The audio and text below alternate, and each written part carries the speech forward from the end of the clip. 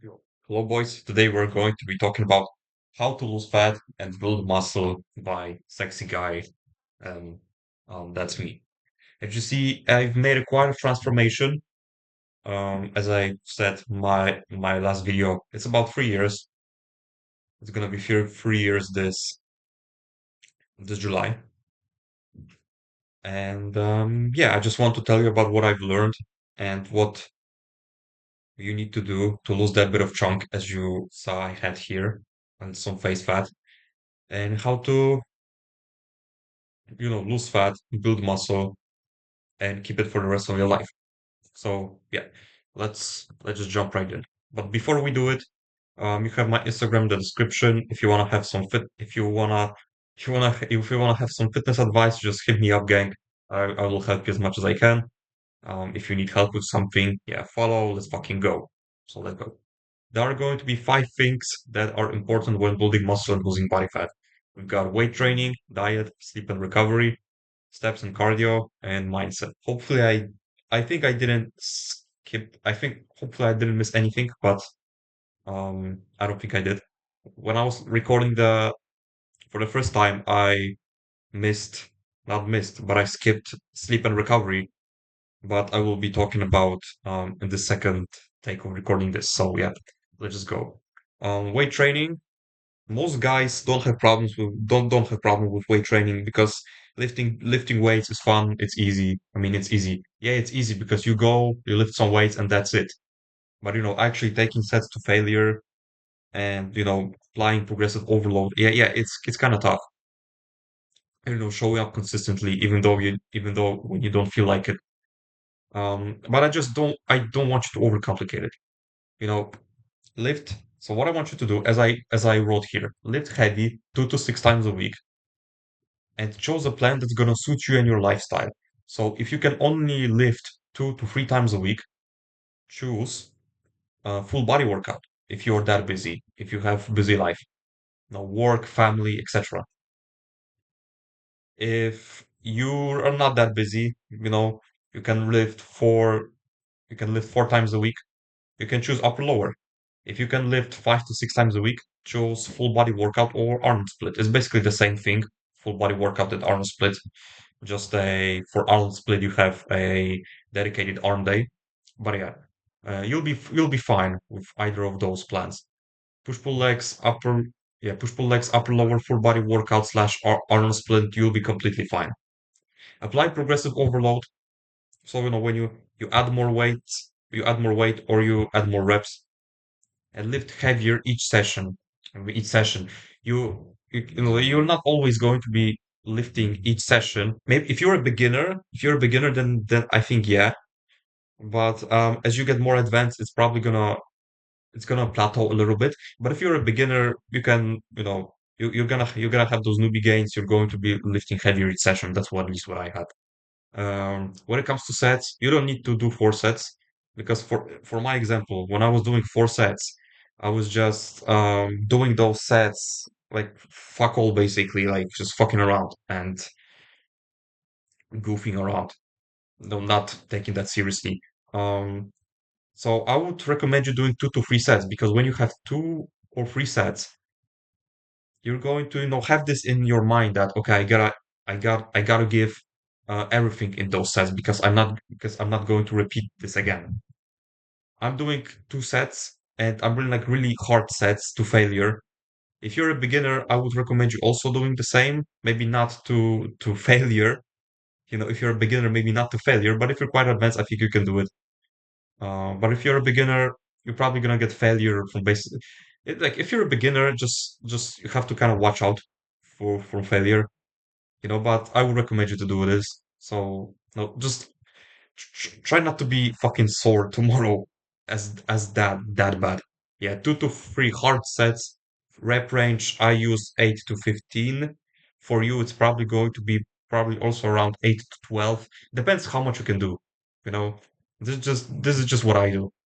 If you can do, I don't know, like okay, 2 3 sets, hard sets, rep range 8 to 15. Recovery depends what exercises you do. If you're doing like compound lifts like squats, deadlifts, bench, You can do like 3 minutes of rest. If you're doing typical aesthetic, uh, if you're hitting like those aesthetic muscles, I don't know, biceps, triceps, shoulders, no, isolation exercises, like 2 minutes. For compounds, 3 minutes. For isolation, like 2 minutes will be fine. Diet. This one off is not the most important thing here, at least for me. Um, you are what you eat. You've probably heard this many times. I don't know, your grandma or your mother just like told you this so many times, but this is really fucking important. Like you are what you eat. Things you will consume will impact your mood and energy. I'm gonna digress a little. It's not also about the food, but it's also the content you consume. Like basically everything. So things you consume will impact your mood and energy. If you eat like shit, you're going to feel like shit. If you eat like a king, you're going to feel like a king. Simple as that. So losing weight requires a calorie deficit. What is calorie deficit? If you basically take your maintenance, just go Google like calorie calculator, type all of your metrics, your height, your age, your activity, and your like TDEE, I think it's called, like your activity, like a normal activity, not including exercise. So for me, it's about 2,500.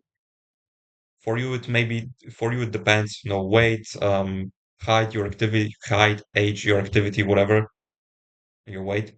For me, it's 2,500. So if I take 600 calories from this, it's 1,900 calories. This is a 600 calorie deficit. So the more calories you take from your maintenance, the faster you're going to lose weight. But if you cannot do an aggressive cut, you have to, like, if you cannot even do normal cut, if you cannot cut weight normally, don't you ever fucking think about cutting weight. Don't you ever think about cutting weight aggressively. Simple as that. We want you to lose weight at a normal fucking pace, so you're not going to lose muscle. We want to preserve muscle. That's why we're going to keep your protein high. 1 gram of protein per pound of body weight is, I think, enough for you. Of course, if you are like 300 pound fat ass, you're not gonna eat 300 grams of protein. Why would you ever do that? Because your lean body mass is probably way lower than this. It's probably like I don't know, 70 or something, 160. So if you like, for example, the range of protein I eat is about 130 grams to like 170, 180, and I'm fine. So yeah, if you can take my range from like 130 grams to like 170 grams, and I think you'll be fine. And what are the best sources? If you are cutting meat, eggs, normal eggs, also don't like with the yolk, egg whites, dairy, fish. Yeah, if you cut, make sure it's lean. Leaner cuts of meat, eggs. We want to keep eggs still because this is one of the most, if not the most anabolic foods on the planet. Egg whites, lean dairy, depends if you're not allergic to it, right? And fish, like a leaner cuts of fish. We're eating carbs. We are not scared of carbs here. We are eating carbs for performance and for your mental fucking sanity. We don't care about we don't fucking eat carnivore here. We don't eat keto. We are carbomaxing here. You did not get fat from eating bread or any other bullshit. You just got fat because you ate too much food in general. So the best carbs for a performance is gonna be, oats, rice, fruits, vegetables, rice cakes, bread. Depends what type of bread you have, and cream of rice. You'll be fine. You can literally just copy it, and you'll be fine. Of course, you have to also time your carbs because we are going to use carbs for your performance. So that means we are going to be timing carbs before training and after training. So oats probably are about like 2 hours before you train, rice about an hour and a half, fruits like also about this time, vegetables also, rice cakes probably an hour, bread like 1 hour, hour and a half, cream of rice like also hour and a half, 1 hour. So we just have to really time it. so you don't feel very sluggish when you go to the gym. So you don't feel this food in yourself. Fats are for your hormones, for testosterone, so you don't feel like shit. So the best for me is what I use: olive oil, coconut oil, nuts, seeds, egg yolks, animal fat like lard, tallow, butter, etc. But when it comes to fats, no, fats, 1 gram of fat has 9 calories. So when you, for example, want to fry something, you want to fry your chicken breast, right? So if you don't have an air fryer, because I don't know, it's too expensive or whatever, just take like 10 grams, max 10 grams. You need to also have a cooking scale. So you know what you're eating, how to fucking count calories. Buy yourself a fucking, you know, uh, like a kitchen scale. Because if you're not gonna know how much you are eating, then you're not gonna lose weight. Buy yourself a kitchen scale. Buy yourself a food scale. Sorry, but yeah, if you wanna, if you don't have if you don't have an air fryer, um, so just no 10 grams of those max. No, you don't. If like egg yolks, you're gonna have them with eggs, so it'll be fine. But yeah, all of those, like aside from egg yolks, 10 grams max, 10 grams.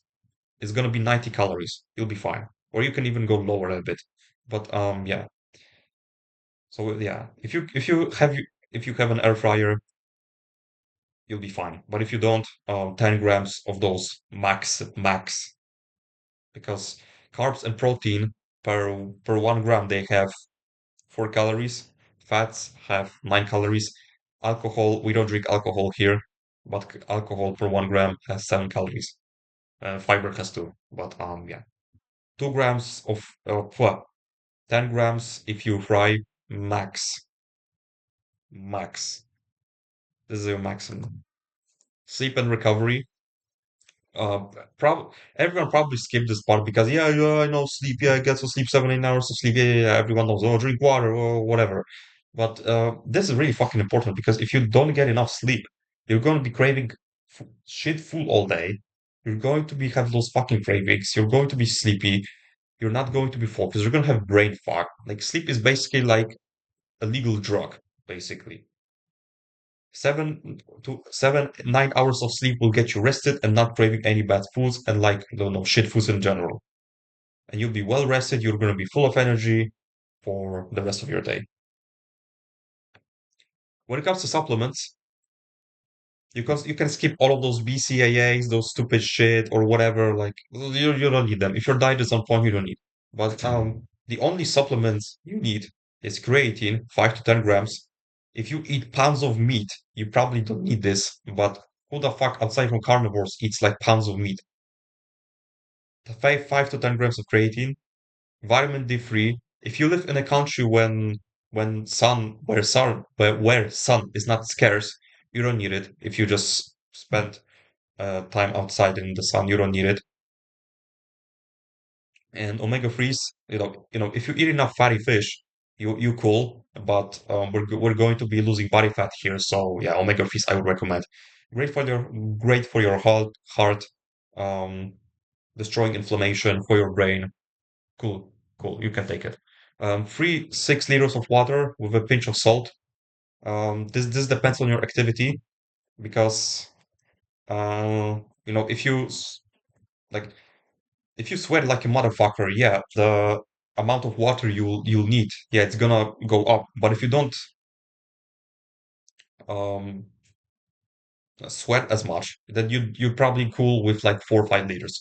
So you just have to figure it out. Like, do I sweat as much?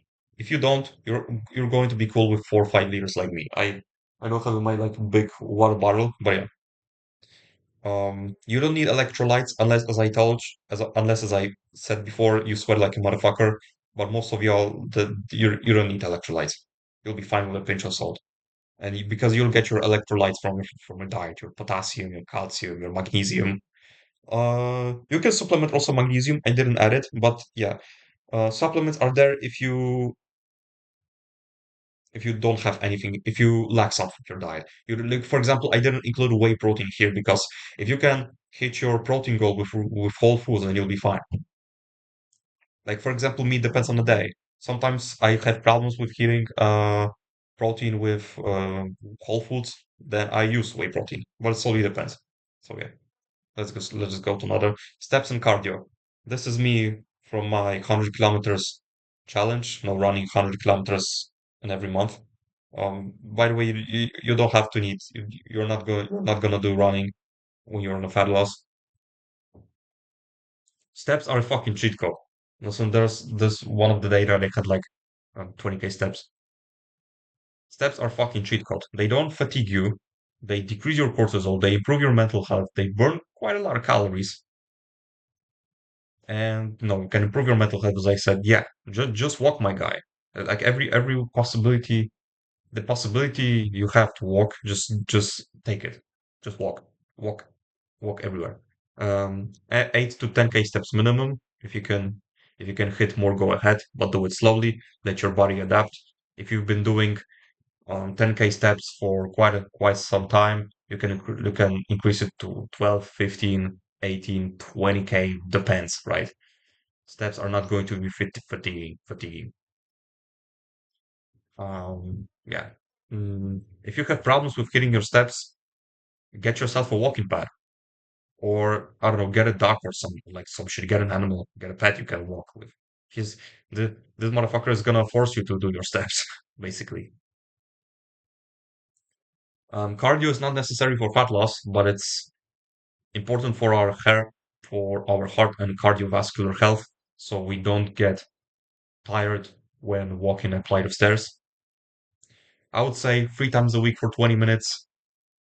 Machine, if you have a like, depends what machines you have in the gym, but elliptical, stationary bike,